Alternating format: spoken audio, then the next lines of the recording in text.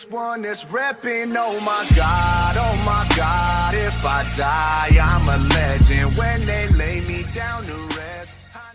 What do you normally, on a full workout, what would you pair chest with? Everyone's split is different. I've done it all, but most importantly, I do it now. I do chest one day, shoulders one day, legs one day, back one day, arms one day. So there's 5 total days a week that I train, but very rarely do I do 5 days in a row.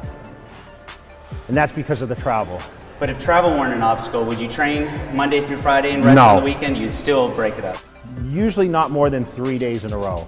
Because by that 3rd day, I'm pretty tired. Right. So I would normally train on a 3 days on, 1 day off, 2 days on, 1 day off.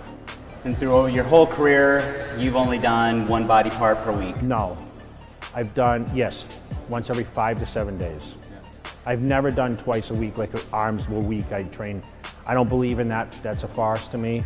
If your arms are weaker, I don't think training them more is going to really help. Right. I don't believe in that.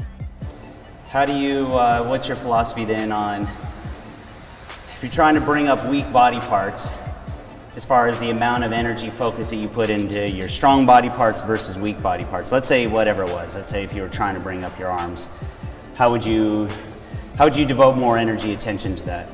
You know, I think if you're going, like I had weak calves, for example, and I noticed like when I first started going to the gym, like I would train chest and calves together.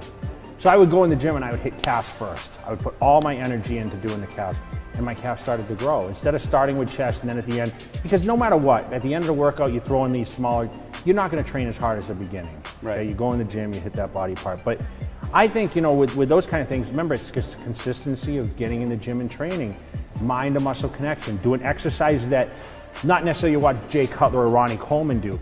You got to find, okay, this is what works for me. If you're going to focus on isolation movements like the preacher curl or preacher machine, you know, cables, if you're going to do more constant tension. Listen, cables are always going to be more tension than swinging dumbbells or barbells. So you have to not look at the overall picture of, oh, well, this is a mass builder. That's the misconception. Mm-hmm. So people think, oh, if you don't use dumbbells and barbells, you're not going to get big arms.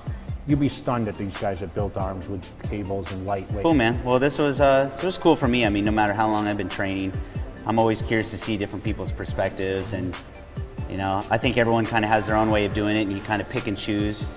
Well, the thing is, I could come in next week and do this chest workout and it'd be totally different.